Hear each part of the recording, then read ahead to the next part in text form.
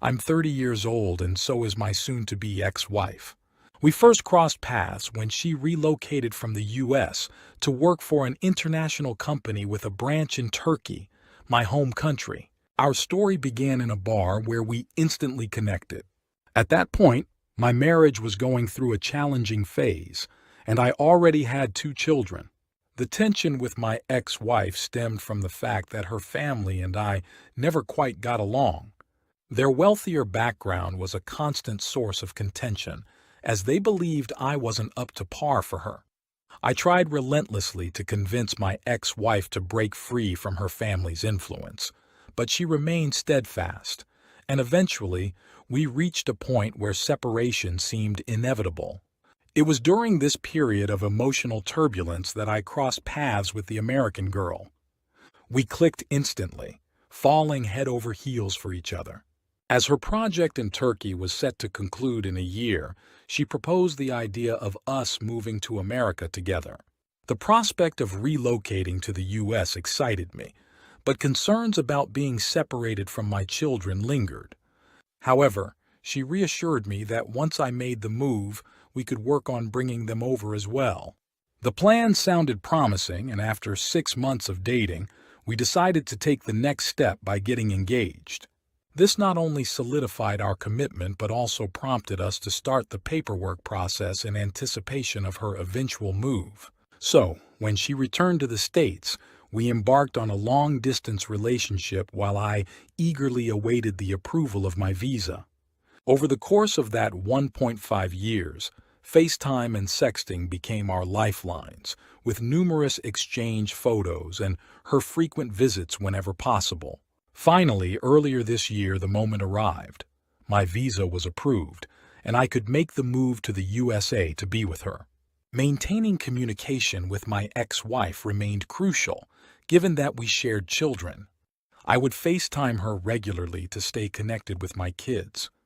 Upon arriving in the U.S., I moved into her house, and just a month later we decided to take the plunge and get married.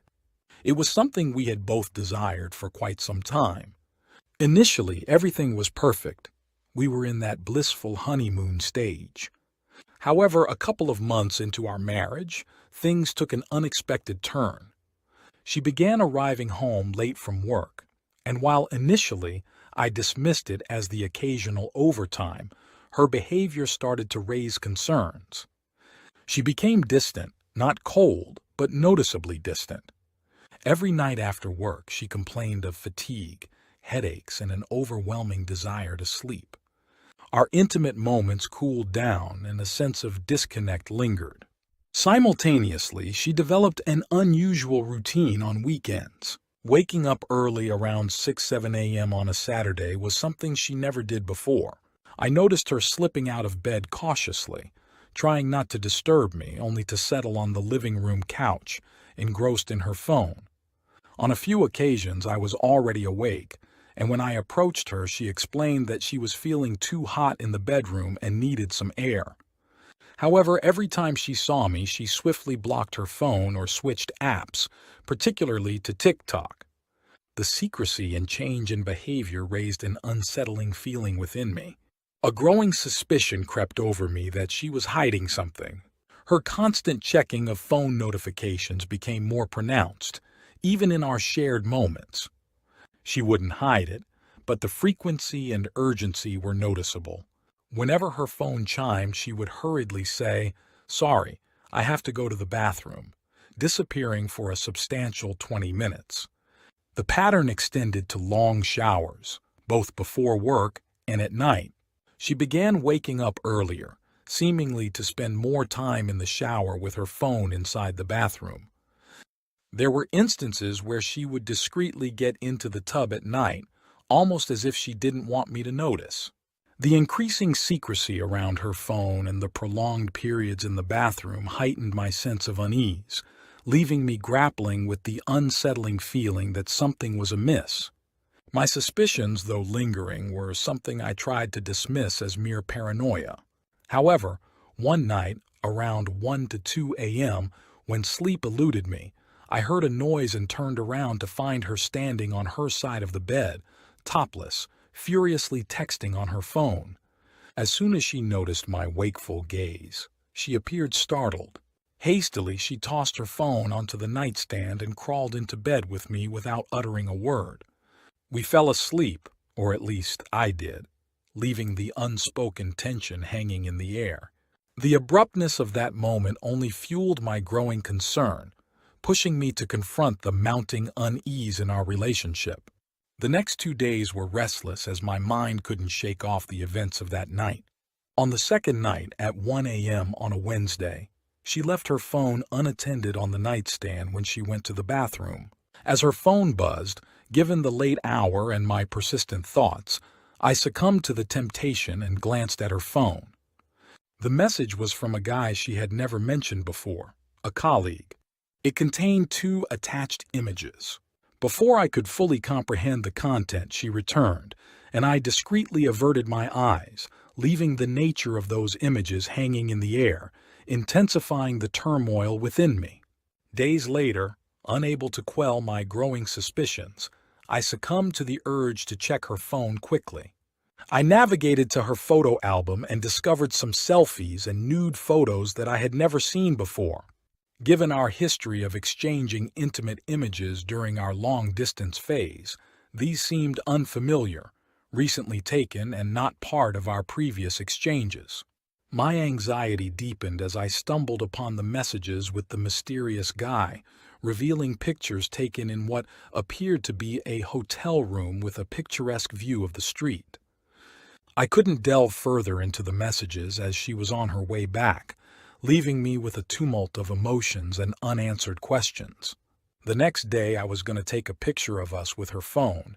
The last picture she had on her gallery was a pic of her vagina recently shaved. The date said it was taken 10 min before. She was in the bathroom by then. I told her what was that and told me she was going to send it to me, but she forgot, even though I was right outside. Days later, I mustered the courage to confront her about the unsettling incident of her being topless and texting in the middle of the night. Her response was perplexing. She claimed not to remember the incident and attributed the late-night message from the unknown guy to him being on vacation in a different time zone. Despite her attempts at explanation, the signs of infidelity were unmistakable. The realization that she might have been cheating, possibly during my time in my home country, left me heartbroken. I questioned why she had brought me to the States if her love for me had waned. The confrontation backfired. She became defensive and angry, chastising me for checking her phone. Complicating matters, I was jobless and unable to work due to my immigration status, making me entirely dependent on her. The emotional turmoil and feelings of entrapment further complicated an already challenging situation. After the confrontation, a chilling transformation took over her demeanor. A side of her I had never witnessed surfaced. She became cold, prone to yelling, defensive, and seemingly always ready for a fight.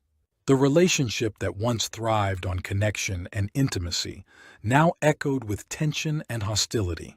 During one particularly heated argument, where I laid out the evidence of her infidelity, she countered with a threat. She warned that she could kick me out onto the street, and as an additional blow, she wielded the power to have me deported to my home country. It was a stark and sobering moment, serving as a wake-up call that shattered the illusion of the honeymoon period. The harsh reality set in, forcing me to confront the disintegration of the relationship I had uprooted my life for. Facing the challenge of finding work, I decided to make use of her car and started driving for Uber when she was at work. This went on for about 2 months. However, instead of support, she began complaining about the mileage I was putting on her car. Frustrated by her lack of understanding, I suggested that she could finance a car for me so I could use it for Uber while paying for it, given my lack of credit and non-citizen status. Unfortunately, she refused to entertain the idea, leaving me feeling stranded and unsupported in my efforts to establish some financial stability. In a desperate attempt to secure funds, I reached out to my ex-wife, knowing that her connections could help me gather the necessary funds to add to my savings for purchasing a car. Upon explaining my situation, she decided to empty her savings and borrow from family and friends, displaying a generosity I hadn't expected. I made a promise to repay her as soon as possible. Once I bought the car, my wife's reaction was far from supportive. She viewed it as a betrayal, accusing me of still harboring feelings for my ex-wife. This unfounded accusation became a tool for her to hurl threats and suggest that I should return to my home country. The toxicity in our relationship deepened as she continued her clandestine relationship with another man. Then out of the blue, she demanded that I start paying rent since I was living in her house for free and driving for Uber. Despite sensing it was another attempt to provoke a fight, I agreed, aware that she had enough to cover the mortgage. I was willing to contribute, acknowledging the financial sacrifices she had made to bring me to the States. From that point onward, our marriage spiraled into a downward spiral. One night, after returning from driving for Uber, she accused me of cheating with my passengers and refused to let me into the house. Frustrated, I expressed my desire to pack my things and move out, but she blocked my access to the closet. In the ensuing struggle, I pushed her away and she fell, initiating a cascade of events. She began crying, and in a shocking turn of events, she called the police, falsely accusing me of beating her. Despite my protests and explanation that I had only pushed her away to retrieve my belongings, the police arrested me and took me to jail. I spent the night there, and upon my release, I discovered that she had vandalized my car. It felt like a living nightmare. Seeking guidance, I reached out to a fellow countryman living in the States who advised me to consult with an immigration lawyer to understand my situation. The ordeal had taken an alarming turn, and I needed legal guidance to navigate through the complexities of my predicament. Using the funds I had saved, originally meant for repaying my ex-wife for the car, I consulted with a lawyer who revealed that I could sue my wife for financial support in state court. It turns out that sponsors are liable until the sponsored immigrant is no longer a green card holder and has left the U.S. Armed with this knowledge, I took the money I had saved and initiated legal proceedings against my wife for financial support. The shock on her face was palpable when I served her with divorce paper and a lawsuit in state court. After consulting with her lawyer, she realized that her attempts to deceive and manipulate the situation had backfired. In a fit of anger and frustration, she called me, accusing me of ingratitude and claiming that I had used her to enter the U.S., questioning my love for her. This, despite the fact that she was the one who vandalized my car, called the police on me, lied to the police, and carried on an affair throughout most of my time in the U.S. The reality of the situation exposed her own misdeeds, painting a stark contrast to the narrative she had tried to create. During the divorce proceedings, her lawyer suggested a settlement, offering to buy me a new car and cut all contact. Despite the tempting offer, I rejected it. After winning the case, the court ruled that she owed me about $1,200 a month. While I wish things could have turned out differently and the marriage could have worked, the reality was she had turned hostile, seeking to destroy me. Despite the financial support granted by the court, I don't intend to continue taking her money indefinitely. Once I repay the loan to my ex-wife and repair my car, I might reconsider. The journey has been far from what I had envisioned, but my focus now is on rebuilding and moving forward after a tumultuous chapter in my life.